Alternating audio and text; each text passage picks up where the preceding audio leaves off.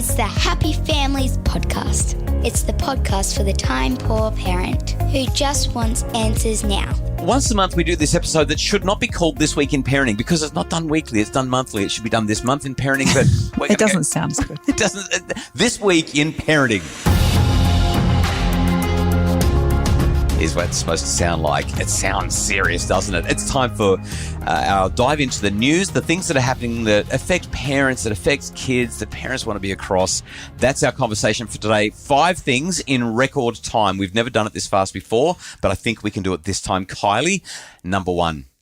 If you're going to talk about This Week in Parenting, you can't have a conversation without naming Percy Jackson. My name is Percy Jackson. Am I a troubled kid? Yeah. You could say that.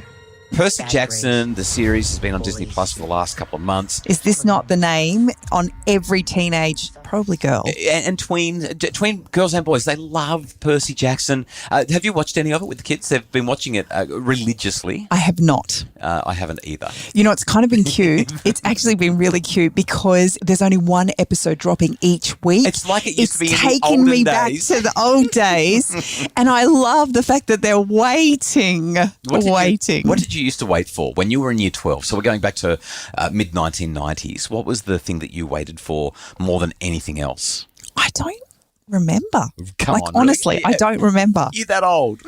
No, I just don't think TV played a huge part in my life. So I don't know if I want to confess this. You're going to have to drag it out of me. Do you want to know what I used to hang out for year 12? It was Neighbours. No. It was 1993, an episode that dropped just once a week. Oh, I can't believe I'm about to say this. I'm struggling to get it out. It was 9 Beverly Hills. Yes, it was. It was Beverly Hills 90210. I used to love watching Jason Priestley and Shannon Doherty and Luke Perry.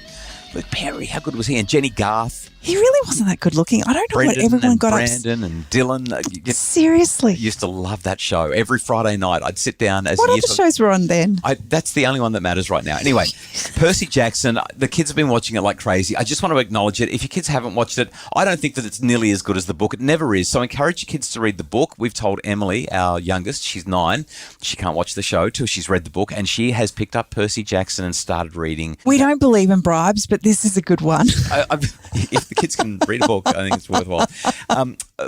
Percy Jackson, you know what's magic? You know why it's magic? Because kids love to see other kids doing things without parents around.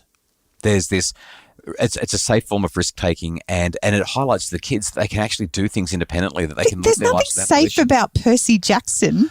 Well, I don't know. In this series, I said I haven't watched it, but that's not entirely true. I've watched a few snippets with the kids, and I actually think that he overcomes the obstacles and challenges that he's got way too easily, way too quickly. I think that he needs to be taken closer to the edge. But just on this, the safe risk-taking is kind of where I wanted to pick this up. Over the Christmas break, when on the holiday that you didn't come to with us because it was... Can I say that again? Yeah, on the holiday that you chose to stay home for and just told me to take the kids away on, that holiday there. I probably still had my grammar wrong, but everyone knows exactly what we're talking about here. You decided to stay home because I was going to my parents' place. And so I could clean up all the rubble from the renovation. Whatever story you need to tell yourself. Prep for homeschool. We all know why you stayed home. Anyway, we're doing this way too slowly. But my dad has a boat that he hardly ever takes out. But he's got a donut. The donut had holes in it, so we went and bought a new donut. For those of you who don't know what a donut is, it's not the thing that you eat. It's the thing that you tie on the back of the boat, and the kids hold onto the donut. They hold onto the flotation device. Tube. Yeah, and watching the kids, I mean, they were terrified. We're in open water. We're zooming around on the Central Coast in the boat. The kids are being whipped around here and flicked around there, and they're getting shot off into water where there's jellyfish and probably who knows whatever else in the water. And they loved it. They loved the idea of being able to take that risk. It was just so great. That's why I think things like Percy Jackson are fantastic. We need more of it for our kids. That's our first big conversation point. Number 2 is a thing called Palworld. So in this video, we're going to be talking about Palworld, the latest game to take the internet by storm. It sold millions of copies in the first 24 hours of its release. What is Palworld? I love it when I haven't prepped you and you just look at me like I'm a weirdo. Palworld is exactly... Where did they come up with these names? Sounds like... Okay, so here's the thing. PC and Xbox have this game. It's called Oh, Palworld. it's a game. Yeah. Okay. And it's fairly new. It's found this enormous following. It peaked a couple of weeks ago with more than 2 million players online at once. What's so special about it? Well, the reason I'm bringing this up is because they're currently under investigation by Nintendo's Pokemon company for intellectual property infringement. But why gamers love Palworld is this. It does lean heavily into Pokemon. It certainly has a ring of Pokemon about it. But Palworld combines elements of Fortnite and Minecraft and another game that's called Zelda Tears of the Kingdom, brings all of that into this wonderful gameplay experience. And there's this survival kind of game that kids are playing. Got to collect monsters, mine for resources. Obviously, there's a lot of shooting involved in it. But the other thing is, as you're collecting all your pals, you can butcher them for meat and you can exploit them for their labor, which is not exactly what happens in Pokemon. Nobody's killing Pikachu. But Nintendo's going after Palworld because they think that the game's developer has based their pals on everything that Pokemon does. It's all based on Pokemon. But unless Nintendo actually takes them to court, which at this point they're not, they're just investigating, Palworld is growing. It's going absolutely bonkers. 8 million copies sold in just 6 days. This thing is going huge. And I just thought I'd bring it up because a lot of parents are going to be saying, oh, my kids want to play Palworld now instead of Minecraft or Fortnite. And that's why, because gamers love it and it brings together a whole lot of great elements from other games. Palworld is on the rise and kids cannot get enough. Well, I have no idea what this thing is about. I've got a name on my page, Megan Thee Stallion. No, there's 2 E's there. Is it a horse? Megan. Are you actually, you are, I can tell from your face. Okay. Megan Thee Stallion. So "thee" has 2 E's, so it's Megan Thee Stallion. Megan as in I'm a holy thee, thou. Oh, reverence is required. Reverence me. Doesn't behave quite so reverently. So what's going on? Megan Thee Stallion has a brand new song that has hit number 1 on the charts on both. Is it a girl? Apple and Spotify. The song is called Hiss. And the reason that I wanted to bring this up is because provocative, controversial songs make noise for our kids. They often don't tell us about it, but if you've got a tween or teen, especially if they're on TikTok, especially if they're on Spotify, especially if they're counting down the charts, especially if they're into everything that's hot in music, they will know who Megan Thee Stallion is. She is best known for the duet that she did with Cardi B. The song was called WAP. If you don't remember the song, don't look it up. I'm not going to sing it for you. We're not going to play it for you. The explicit lyrics in this song are literally the worst that I've ever come across, especially for a song that made it onto the charts and was like, I think it was top 3 or maybe it was even number 1. It is really degrading and extraordinarily explicit. And Hiss, her brand new song, has just hit the charts, has gone to number 1. And part of the reason that this is, two reasons that this is really, really popular. Number 1, really catchy song with 3 minutes of the most explicit lyrics you'll ever hear. So that's the first thing. And secondly, Megan Thee Stallion is, well, she's got beef, Kylie. I think that's what the kids say these days. Got beef with Nicki Minaj. You know what beef is? Beef is... She's in. No. We're antagonistic towards each other. There's a fight. Oh. There's beef. Oh, okay. Yeah, if there's beef between 2 people, there's a fight. And Nicki Minaj and Megan Thee Stallion, this feud's been all over TikTok. It's been all over a whole lot of other social media platforms. Very long, complicated history. When I was in radio, I would have cared. Nowadays, I'm just sort of staying on top of the headlines. And Minaj, as well as a whole lot of other people, believe that the explicit lyrics of Hiss are all about Nicki Minaj and are supposed to be insulting her and her husband. And so sounds like she's back in her 16-year-old teenage brain. It's all happening. It's schoolyard antics, all about Hiss. The beef between Minaj and Megan is big. Look, the question I have about all of this is, when did it become okay for these kind of lyrics to be plastered all over the internet? Like, I don't understand why our kids have to be subjected to such...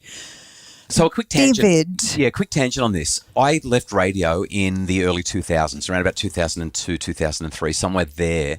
And one of the central reasons that I left, so the main reason I left was because I was struggling as a dad. That was the main reason. I just wanted to go and do psychology and learn how to be a better parent. But something that I don't talk about publicly very often is that I was also really struggling from a moral perspective with, number 1, what I was being asked to do and say on the radio.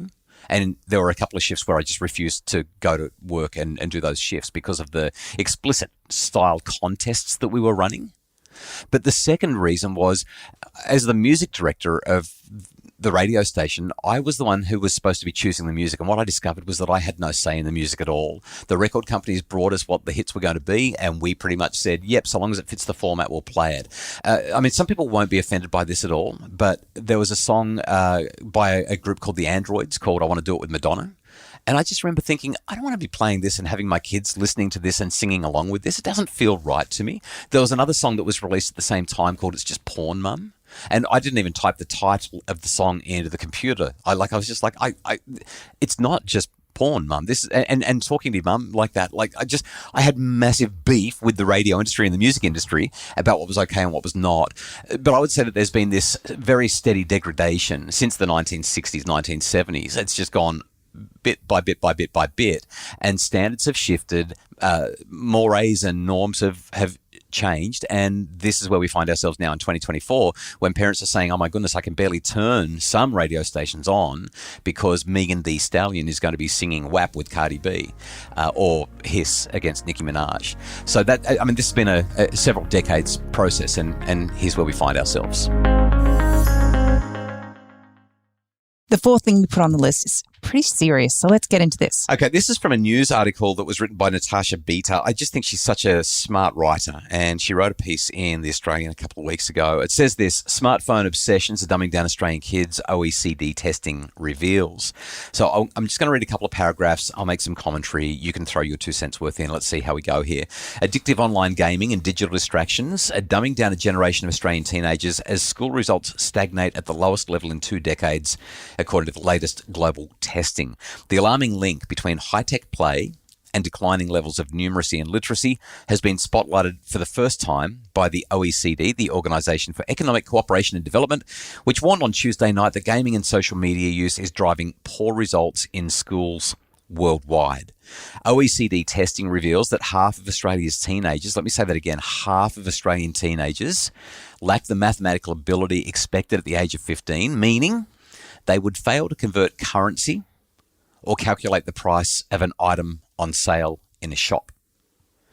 And 43% of Australian teenagers cannot read to the minimum standard needed to interpret information on a public transport map. Okay, so I'm just going to put it out there. I didn't have social media or a phone, but I would struggle with maybe 1 or 2 of those How myself. are you going with your converting of currencies? Do you reckon you could do that? The New Zealand dollar's at a dollar. But I'm more concerned about interpreting the public transport. not being able to read enough to understand public transport maps. No, but here's the thing. They're confusing maps. These are life skills, right? Right. I don't remember being taught those kinds of skills in school. I think about the conversations we have with our kids regularly when they come home and go, when am I ever going to use trigonometry or whatever it is? Yes, Sokotoa. It seems like so much of what our kids are taught often doesn't feel like it converts into day-to-day life. So this, to me, I mean, I'm not a scientist, but I kind of feel like, are we just making a lot of noise about something that is probably correlational and not causal? Well, there's a couple of things. First of all, I'm not quite sure how they're getting the data to say that this is a causal thing, that being on the devices is leading to these outcomes. So that's not outlined in the article at all, and I'm concerned about that conflation. The second thing is, to me, I mean, your concerns about what the curriculum's teaching are widely shared by a lot of people, but here's the sentence that matters. Today's students are lagging a year behind students who took the test 20 years ago, before the advent of smartphones and social media. So in other words, current students globally are performing about 1 year worse than they did 20 years ago. And so I think the OECD is basically saying, we've got kids from 81 countries, they're all 15, there's 700,000 of them, and they're doing worse than 20 years ago. Let's point the finger at phones. So I look at life 20 years ago. There were definitely families who lived busy lives. The level of complexity in our lives today is tenfold comparative. Yeah, I don't think that we can just blame phones. I mean, we've got to look at family structure and family breakdown. We've got to look at the fact that there are more dual income families. Well, I was just about to say, how many kids come home after school and actually have a parent in the home with them and is able to kind of help them through those processes. And when you look at the economic realities, how parents do it on one income in today's economic climate is just phenomenal. Anyone who's doing that. I would think a child who is obsessed with sports, for instance, doesn't have to have a phone, but it's always on the football field and not doing their schoolwork, would have the same challenges as opposed to somebody who's on their phone. That one's not so much the case. We see that as kids are involved in those extracurricular structured activities and unstructured time as well, so long as they're not in front of a screen, they actually seem to not have the same negative impacts from an academic perspective. But here's the critical thing. According to Natasha Bitter's article in the OECD PISA ranking, Australia now ranks 10th in the world in maths and 9th in science and reading. That's a pretty good result, don't you think? Well, here's the top 6. Singapore, Macau, Chinese Taipei, Hong Kong, Japan and Korea. They're the top 6.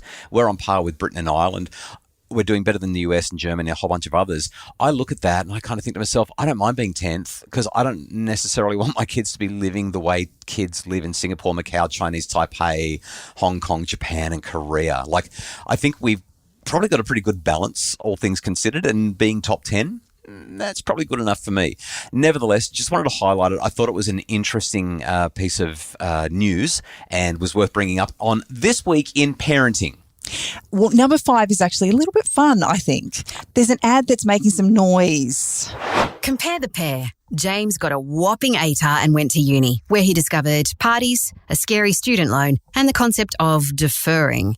Lockie chose a different pathway, a pathway he built himself with his own 2 hands, and he got paid along the way. Lockie made a deposit on a house by the time he was 25. James still lives with his mum. You don't have to take the stairway to uni. You can build a pathway to construction. constructionpathways.com.au. Earn while you learn.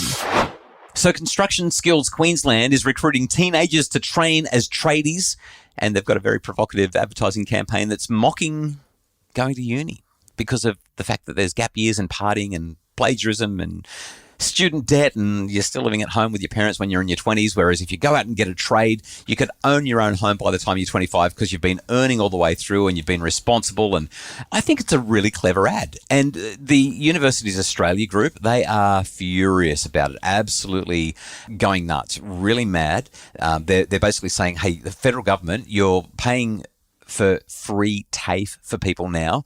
What about some free degrees? If that's what it takes for us to get some free education post don't think Albanese is going to do it. The NDIS is taking any money that we could have funneled into education. I can tell you that much for sure. Here's what we know. Education matters. It's one of our most valuable assets. You cannot get enough education. We should be encouraging people to get education. But there's not just one way to be educated. Yes, and I think the conversations we're having in our own home have changed so much over the last 20 years as we have seen our kids go through the schooling system.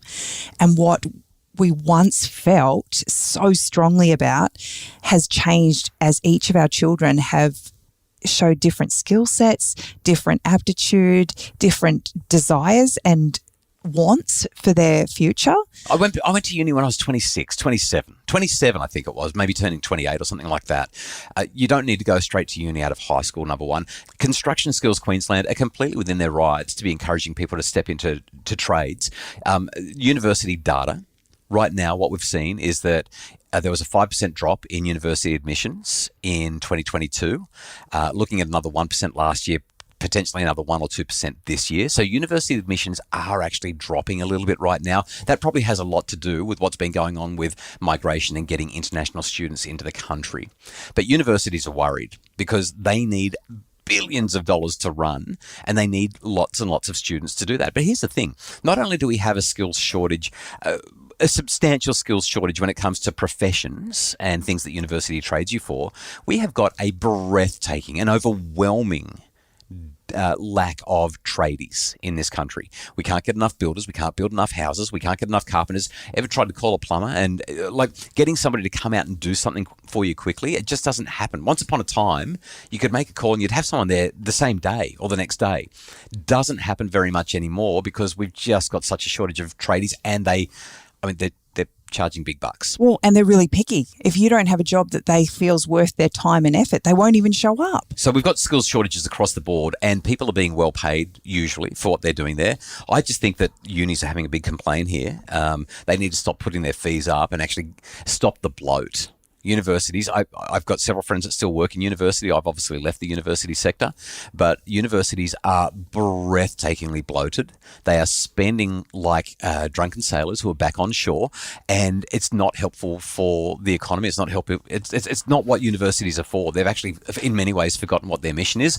And I just think Construction Skills Queensland, you go for it. You get those people and those skills. And for parents whose kids are not that academically oriented right now, never, ever, ever dispute that education matters, and it matters enormously.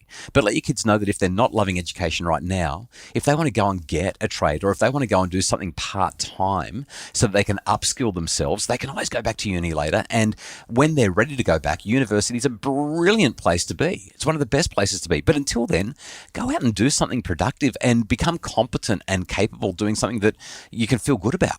Having gone through this process from the sidelines as I watched you do it, the acknowledgement that with life experience, you going into university after having had a few years out of the system was such an enjoyable process. Uni's hard. It's really, really hard. But if you know why you're there and you actually know where you want to go, yes, it makes that process so much more enjoyable. Yeah, not for kids. It's for adults who are there because they want to learn. I just think that's the better way to go. Go and get your trades otherwise, and help with the skills shortage that we've got in this country. In the article that I came across that was making a big deal about this, they just said uni isn't the be all and end all. When your kid's 30 and they own their own construction company and their house because they learned how to be a builder and they created their own business, they'll thank you. And I think we need to stop downplaying the value of alternate pathways. Yeah, the contribution that people who are not university educated still make to society. We just have this elitist mentality around universities that needs to stop. It's not healthy for our kids, it's not healthy for our society, and there's plenty of good ways to make a living and make a contribution. That's This Week in Parenting. And that was the express version. Oh my goodness, I'm so sorry. The Happy Families podcast is produced by Justin Rowland from Bridge Media. Craig Bruce is our executive producer. We hope we gave you some stuff to think about. I love these conversations. I feel like these are the conversations we need to be having about parenting and about raising kids and what's going on in the world. This is why we do the podcast. Thanks, JR, for the great work you're doing, for Craig, for the inspo. For more information about how you can make your family happier, please visit us at happyfamilies.com.au.